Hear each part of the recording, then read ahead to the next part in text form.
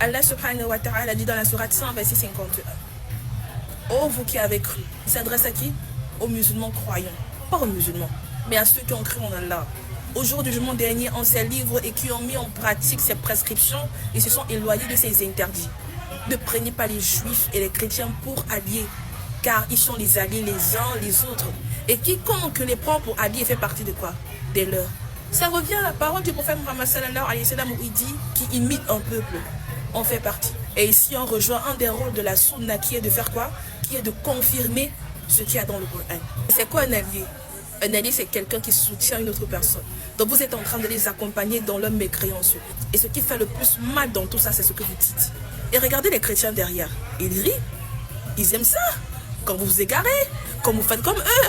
Et vous voulez les plaire au nom de quoi? Du vivre ensemble. Les vivre ensemble, c'est pas ça. Vous n'allez jamais les voir faire comme nous. Pourquoi nous voulons faire comme eux? Pourquoi voulions-nous ressembler aux gens qui sont les égarés? Pourtant, dans la sourate Al-Fatiha que nous lisons à chaque unité de prière, nous disons Ihdina siratal mustaqim, siratal ladhina an'amta alayhim, ghayril maghdubi alayhim waladdallin. Guide-nous sur le droit chemin. Le chemin de ceux qui ont bénéficié de quoi? De tes faveurs, de tes bienfaits. Et non le chemin de ceux qui ont encouru ta colère ni des égarés. Mais après la prière, on se comporte comme les gens qui sont des égarés. Ils disent que Jésus est le Fils de Dieu. Jésus lui-même dans la Bible, sur la croix, il a donné sa vie à Dieu. Et toi, tu viens donner ta vie à Jésus. Tout simplement pourquoi? Pour les plaire. Tout ce que l'on fait comme acte, c'est mentionné dans notre livre. Et après notre mort, on va nous remettre notre livre. Soit avec la main droite qui est la main de la réussite, soit avec la main gauche qui est la main de la perdition. Sur les réseaux sociaux, on ne va pas se fatiguer d'exhorter tant que vous allez continuer à faire des bêtises. Nous ne disons pas que nous sommes parfaits, mais au moins essayons de bien nous comporter pour que le nom de notre religion ne soit pas dans la bouche des mécréants. On doit adorer Allah dans les actes, les paroles, les pensées, tout. Tout notre corps doit vénérer notre Seigneur ultime. Je ne sais pas en fait si vous comprenez le sens de qui imite un peuple, on fait partie. C'est-à-dire, tu crois que tu es musulman alors que tu n'es même plus musulman, tu n'es même plus musulman, tu fais partie du camp des mécréants. Et c'est normal en fait que tu te comportes comme les mécréants jusqu'à ce que Allah lui seul te guide. Non, c'est juste un amusement, on peut plus s'amuser. Si ton amusement là te conduit en enfer, laisse ça. Abandonne ça, quitte là. Salut les amis, j'espère que vous allez bien. Joyeux-Noël à toutes et à tous. Les amis, la première question qu'on doit poser à la sœur est celle de savoir.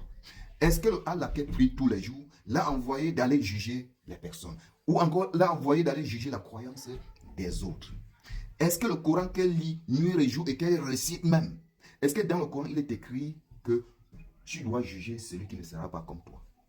Je ne pense pas. Je ne suis pas musulman, je ne suis pas chrétien. Je suis Papa Crâne, c'est-à-dire je crois à mes ancêtres. Au moins je sais que je suis la descendante de mes ancêtres. Je crois au crâne. Mais je ne juge pas. Je ne juge pas la croyance de qui que ce soit. Alors, on doit encore poser une question à la sœur. Parce que j'ai un peu parcouru sur son compte TikTok.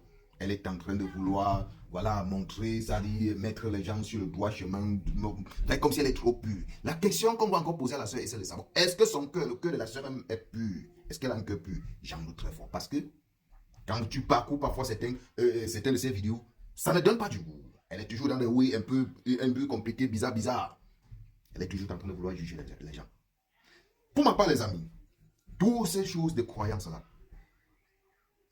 hein, tu as beau réciter le Coran, as beau réciter la Bible, mais si au fond, à l'intérieur de toi, au final, si tu n'es pas pur, si tu n'as pas un cœur saint, si tu n'as pas un cœur, c'est-à-dire si tu n'es pas celui-là que tu peux regarder ton semblable et être fier de lui, la portée de l'amour, la portée de l'affection, la portée de l'aide, c'est que tu es en train de taper pour tout. Si tu es celui-là que tu pries tous les jours et que tu dois voir quelqu'un qui je ne sais pas, qui peut-être est en train de se dérouter, au lieu peut-être de vouloir peut-être chercher comment mettre celui-là sur les pas, mais chercher toujours à vouloir faire comme si mettre les gens dans la globalité, parce que tu dis que pourquoi les musulmans veulent être comme les chrétiens, or que les chrétiens ne veulent pas être comme eux.